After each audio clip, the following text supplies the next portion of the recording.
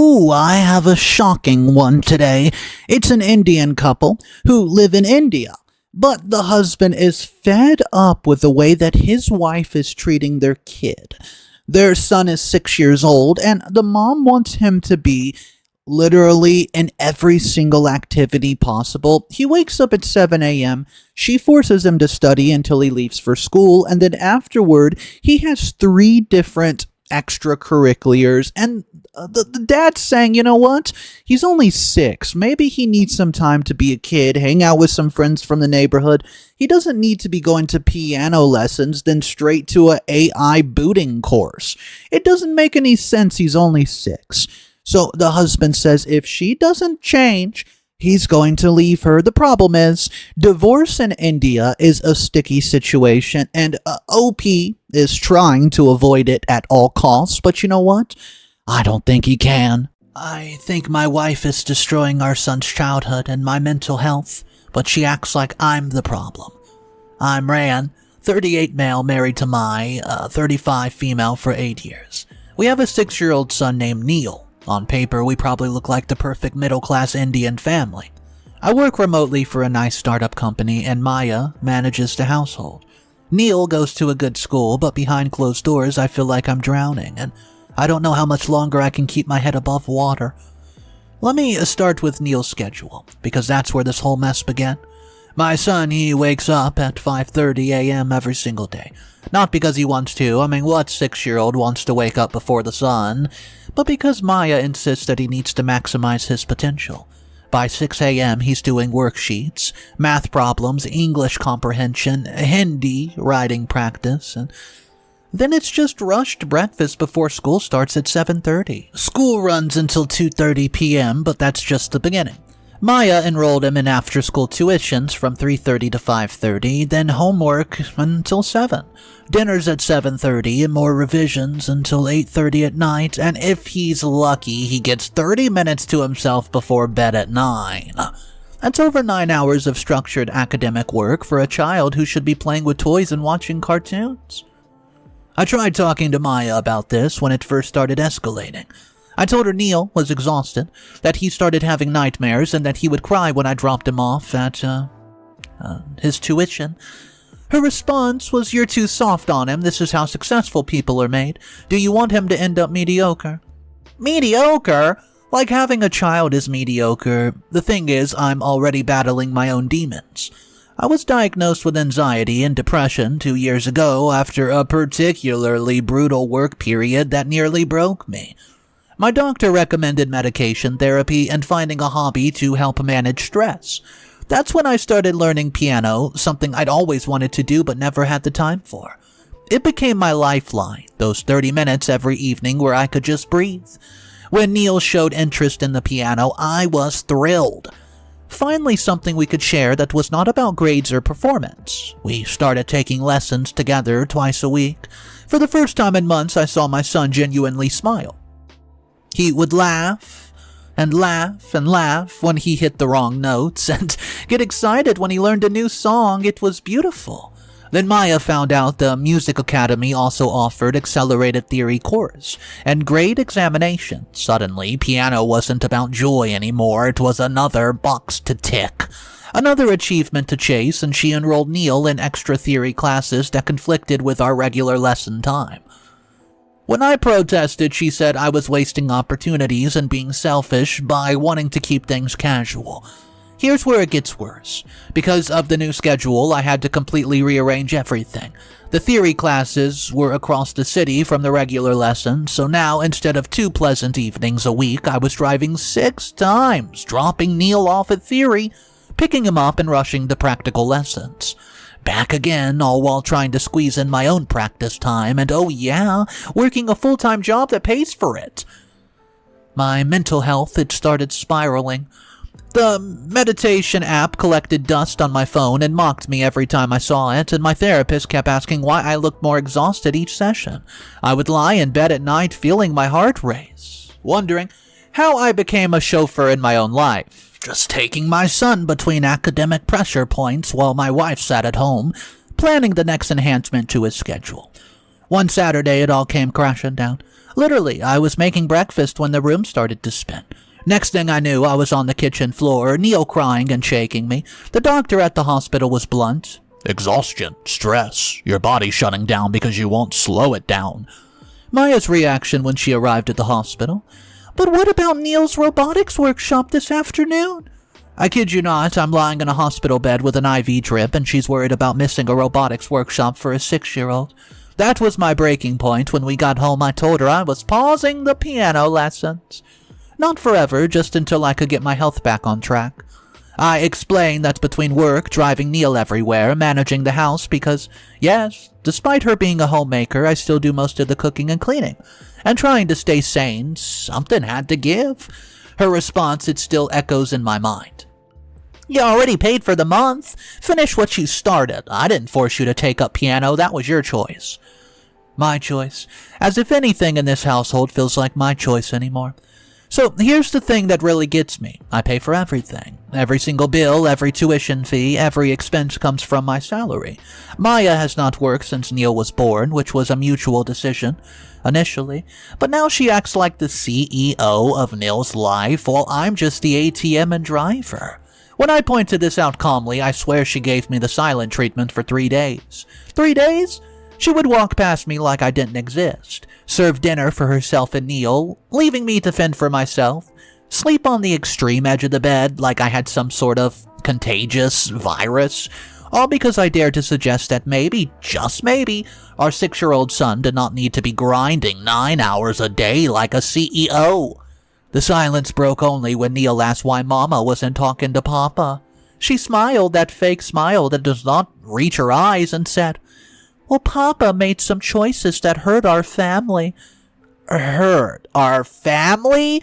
By wanting our son to have a normal childhood. By wanting to not collapse from exhaustion because I'm driving around all day. By wanting 5 minutes of peace in my own home.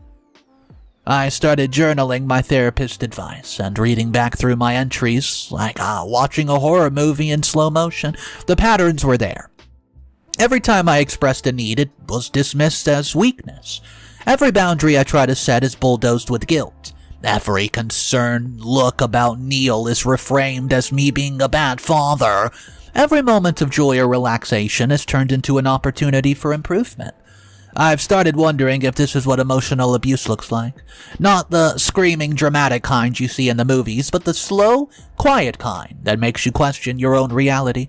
The kind where you're always the problem, where your feelings are always invalid, where your contributions are invisible until you stop making them. Last week I finally snapped. After another evening of Maya scheduling yet another activity for Neil. Public speaking classes because apparently a 6-year-old needs to be presentation ready.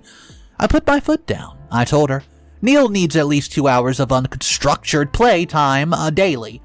I'm scaling back piano to once a week for both of us. I will not drive him anymore. Supplementary classes.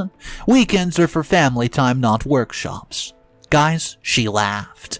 She actually laughed and then she said, you think you know better than me? What's good for our son? I'm the one who researches these programs, I'm the one who networks with other parents, and I'm the one who ensures that he's not left behind. Left behind? He's 6 years old. That night, I found Neil crying in his room. When I asked what's wrong, buddy, he says, I'm tired, Papa. I'm tired. My heart shattered into a million pieces and I held him and told him it's okay, that Papa's going to fix it, even though I had no idea how. I started reading about parental burnout, about childhood's lost to academic pressure, about the mental health crisis among young kids in India. The statistics are terrifying, Kids as young as 8 with anxiety, 10-year-olds with stress-related health issues, and teenagers who don't know how to play because they never learned. Is this what we're doing to our son? Is this the childhood we're giving him? But every time I try to have this conversation with Maya, I hit a wall. She has an answer for everything. The world is competitive, We're preparing him. You should grow up. Other kids are doing more. Do you want him to fall behind? You're projecting your own failures onto him. He's not like you.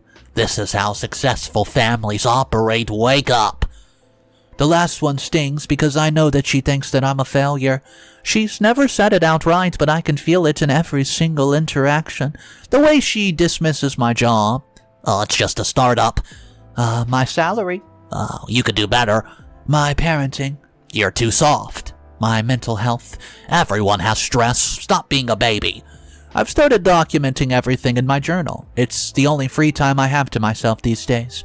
The schedules, the conversations, the silent treatments, the dismissals. My therapist has not said the word gaslighting, but she keeps asking me, how does it feel when your reality is constantly questioned? Well, you know what, Deborah? It feels like I'm drowning. It feels like I'm being erased. It feels like watching my son's childhood slip away while I'm powerless to stop it. So this week I made a decision. I'm done asking for permission to parent my boy. I'm done being treated like a wallet with legs. I'm done watching Neil turn into a tiny, exhausted robot. I might just put him in wrestling class and make him do nothing else. I've started taking him to the park after school, telling Maya the traffic was bad. I've been reading him stories at bedtime instead of making him revise paper.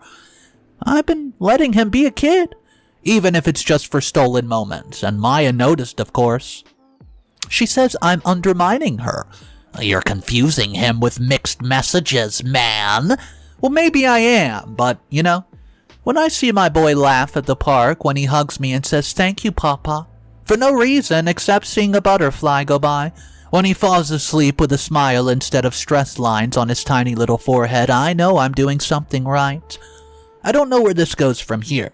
Divorce is not simple in India, especially when you're the sole earner and there's a child involved, but I can't keep living like this.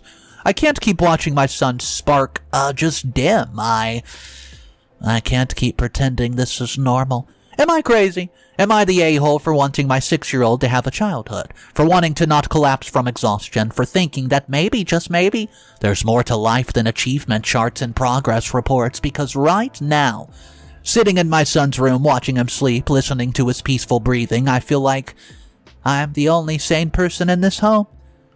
And that terrifies me so damn much. Edit. I can't believe how many people have responded to this post already. I'm reading every comment and trying to process it. To those asking why I have not left, it's complicated, see. Indian family court, societal pressure, the fear of losing Neil. But you're right, this is simply not sustainable. Edit 2. For those suggesting couple therapy, I brought it up once. Maya's response was that therapy is for broken people and we just need to align our priorities. Her priority being turning Neil into a machine, apparently. I'll update you a little later. So we have ourselves in quite the pickle. It looks like OP doesn't really know what to do, but I'm going to tell you guys, the next update takes a drastic turn. It was not what I was expecting at all, and OP has really had it up to here. I'm going to tell you also the story ends in a cliffhanger, but you're not going to believe what that cliffhanger is. Let's check out some comments before we hop into the first update. This one comes from a commenter called Indian Dad 2019. It says, "Bro, I'm in a similar situation, and reading this made my chest tight. You are not crazy. What your wife is doing to your son is abuse, plain and simple. Kids need to play. They need to breathe, document everything, and please, for the love of goodness, protect Neil. The system here sucks for fathers, but you have to try." Well, that's pretty good advice. I don't know how the system is in India, but apparently it sucks for fathers. Comment 2 comes from a therapist mom, 45. This is textbook emotional abuse and your son's already showing signs of trauma. The crying, the exhaustion, the "I'm tired, Papa." My heart breaks. You need to start building a case, get Neil evaluated by a child psychologist, get it on record. The court needs to see this is not about you versus your wife, it's about Neil's well-being. That's when the third comment comes into play. It says, "The part about the silent treatment, it hits home. My ex did this for years and I thought I was going insane. It's an absolute control tactic. She's punishing you for having boundaries. This is not normal. It isn't healthy, and you're not imagining it, so trust your gut." I think that's some really good advice. You should always trust your gut, especially in situations like this. The fourth comment says, software engineer here, who crashed and burned at 35. Your story is my story minus the kid. The driving everybody everywhere while working full-time, the dismissal of your own mental health, and the you're too soft comments. Dude, this is killing you. Your body already warned you once. Please do not wait for the second warning. And another commenter from Mumbai Mama says, I'm going to be downvoted for this, but hear me out. Have you considered that Maya might be living through Neil? You know, a lot of homemaker mothers here put insane pressure on children because the kid's success becomes their own identity because they have nothing else going for them. Not excusing it, just saying she might need help too, but yeah, you should definitely protect your son first. And the final comment we're going to check out before we hop into the update, which came out exactly 1 month later, comment from Doc Dad. I'm a pediatrician. I see kids like Neil every week. Anxiety, stress-induced stomach aches, especially here in India. Behavioral issues through the roof. I mean, this academic pressure is creating a mental health epidemic, and we're just now seeing it. Please get him evaluated. You can use my username if you need a referral in Mumbai. This is serious. You need to act on it. Guys, it seems the situation is a lot more serious than we thought. I need to know your advice, your comments, so drop it down below. What would you do? Maybe when you were raising a kid, if you've ever had a kid, and you had a disagreement with your significant other. Was it similar to this story, or how did you handle it? And guys, if you're new to the channel, smash that subscribe button for daily videos. Here's the first update 1 month later, and guys, you are not going to see this coming. Update number 2. It's been about a month. I wish I could say things got better. I wish I could tell you that your comment gave me strength, that I stood up to Maya, that Neil's playing like a normal kid now, and some of that happened, but mostly I think I'm losing my mind. After reading all your comments, I started documenting everything like you suggested. At first it was just notes in my journal, times, dates, convos. Maya scheduling another class, Neil crying, my work suffering, simple stuff. But then I did something. I bought a voice recorder app on my phone, paid for the 99-cent subscription. Told myself it was just for protection, you know, in case things escalated legally. The first time I recorded her, my hands were shaking. She was explaining why Neil needed to join a coding boot camp for 6-year-olds, and on Sundays, our last free day, would be the day he does it. I kept the phone in my pocket, heart pounding. Sure, she would notice, but she didn't. Listening to it later that night alone in my car was surreal. Her voice sounded different on playback, cold, calculating, menaceful. I could hear myself trying to reason with her, and I sounded pathetic. A weakling. Is that what I really sound like in real life? I started recording more every single interaction. Every meal where she ignored me, and every time she told Neil that Papa doesn't understand what's best for you. My phone filled up with files labeled by date and time. I'd listen to them late at night, after everybody was asleep, trying to find patterns and trying to understand how I got here. Then I started with the videos, just short clips at first. Her face when she dismissed my concerns. The way Neil's shoulder slumped when she announced a new activity. The empty chair where I ate alone while they had dinner together. And, of course, evidence, I told myself, all the evidence. My therapist noticed the change, asked if I was sleeping, and I laughed. I actually laughed and told her I was finally seeing clear. She looked concerned, suggested we increase a session, and I agreed but stopped going. What's the point of therapy when you figured out the problem? The problem is Maya. The problem has always been her. Work started slipping, and I'd been in meetings, but really I was analyzing the previous night's recordings, and my manager asked if everything was okay. I said yes, turned off my camera, and went back to my files. They put me on a performance improvement plan last week, and I signed it without reading, and none of that matters anymore.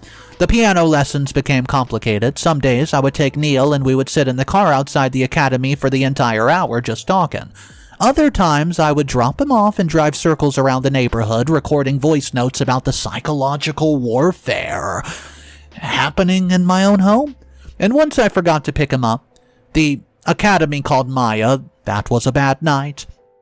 But sometimes Sometimes I'd sit at the piano alone after Neil went to bed, playing the same broken melody over and over until my fingers hurt. Maya would walk past, say nothing, and I would play louder.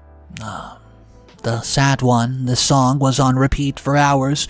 During one of these sessions, I realized she was standing in the doorway watching, and I didn't stop. We stared at each other through the mirror above the piano until she left, and I just kept playing until sunrise. My family started calling my brother, my mother, cousins I hadn't spoken to in years. Maya had been texting them, concerned about my behavior, worried about my stability, so I blocked them all. Every single one. They don't understand. They probably are on her side anyways. Everyone's always on her side. 3 weeks ago, something snapped inside me. Another silent dinner. Neil pushing food around his plate and Maya scrolling through her phone, probably researching another enrichment program. I stood up, walked to the kitchen counter and started writing. By hand, pen on paper, old school. The letter went on for pages about cycles of abuse, childhood stolen, the prison that we've built in this suburban flat. About how I was done being complicit. How Neil deserves better, how I deserved better, and how maybe if she could just see what she was doing, we could fix this. I left it on the kitchen counter and just drove away. Not far, just to Neil's school, sat in the parking lot watching the kids leave. Happy kids. Tired kids, kids lugging book bags bigger than their bodies. I thought about Neil in a few years. Would he hate me for not protecting him? Would he thank me for trying, or would he remember the piano lessons or just the endless grind? A security guard came and knocked on my window. Asked if I was a parent. I showed him Neil's ID card and told him I was early for pickup, and he looked suspicious but walked away. I sat there until dark, engine off, watching shadows move across the empty classroom. When I got home, the letter was gone. Maya was in bed and Neil was already asleep. No discussion, no acknowledgement, like I've never written anything. That's when I started checking things, like really looking around. Our smart home devices, could she access my recordings through them? Was she monitoring my phone? I found articles about spyware, digital surveillance, and marriages, and the rabbit hole was endless. It was deep, dark, and made perfect sense. I unplugged the Alexa first, then the Google Home. Maya asked why. I said they're listening. She laughed and could laugh and plugged them back in, so I unplugged them again. We did this dance for days until I took a hammer to the Alexa. The sound it made crushing plastic was the most satisfying thing I've heard in months. My bedroom door was now a new lock on it. Maya hasn't said anything about it, and Neil asked why he can't come in anymore. I told him it's for his protection. He didn't understand. How could he? He's 6. But someday he'll thank me. Someday he'll understand that Papa was fighting a war that they could not see. The recordings are all backed up now, multiple clouds, multiple drive, hours and hours of evidence. I've started transcribing the important parts, highlighting patterns, building a case for what? I don't know, divorce in India? Custody or just my own sanity? Last Tuesday, I wrote another letter. This one was different, it was clear. I explained the documentation, about the recordings, about how I knew what she was doing and it had to stop. About how we had this one chance to fix this before what? I didn't finish the sentence. I let her imagine, just fill in the blanks. This time I did not leave it on the counter. I put it in her purse, between her wallet and her phone where she could not ignore it. I watched her find it the next morning and watched her face change as she read it. Watched her look up at me with something I've never seen before, fear, respect, understanding. She opened her mouth to speak, then closed it, put the letter back in her purse and finished her tea. Left for Neil's school drop-off without me, without saying a word. That was 3 days ago. We have not spoken since, not even a word. But something's different. The air is changing, it's electric, like the moments before a lightning strikes. She knows that I'm watching, and I know that she's planning something. We circle each other like predators, pretending everything's normal for Neil. It's not normal. Nothing about this life is normal, and I just think something's going to happen soon. It has to happen. I can't keep living in this pressure cooker, can't keep pretending, and cannot keep watching my son disappear into schedules and expectations and a childhood made of spreadsheets. Tomorrow there's a parent-teacher meeting. Both of us have to go, sit in those little tiny chairs and smile at the teacher and pretend that we're a team. Pretend we both want what's best for Neil. But I know the truth now, as she knows I know, and maybe that's enough. Maybe that changes everything, or just maybe. I'm exactly what she tells everybody I am. Unstable, paranoid, a danger to myself and others. Maybe the recordings prove nothing except that I've lost it. Maybe this journal, these posts, these middle-of-the-night revelations are just the ramblings of a man who broke under pressure. I don't think so. I know what I know and I see what I see. And tomorrow at the meeting in front of witnesses with nowhere to run, something is going to give. I'll update if I can, if there's anything left after tomorrow, if I'm... Never mind. If you don't hear from me again, remember, Neil. Remember that I wanted him to be a kid. Remember that I was the one that tried. That's all anybody can do, right? Just try. So that was it. Radio silence. The account has not been active in 72 days. There's no further updates in it. It makes me wonder, what did OP mean by never mind? I'll update if I can, if there's anything left to update about, if I'm still... And then they cut out. What does that mean? It leads me to believe that OP did something very drastic, something that he cannot take back. And you know what? It makes me wonder, why has this person not come back to update since that happened? Let me know in the comment section down below what you think happened. Did OP just leave? Did OP do something much more sinister? Or do you think possibly they worked it out and didn't need to come back and update and tell us what's going on? Only the mind can imagine what happened. Guys, drop it down below. Let's talk about some theories. I hope you enjoyed today's story, and if you want more daily videos right here on Mr. Reddito, go ahead, subscribe, hit that like button, drop a comment. I'll see you tomorrow, and of course remember one thing. It's cool to be kind. Peace.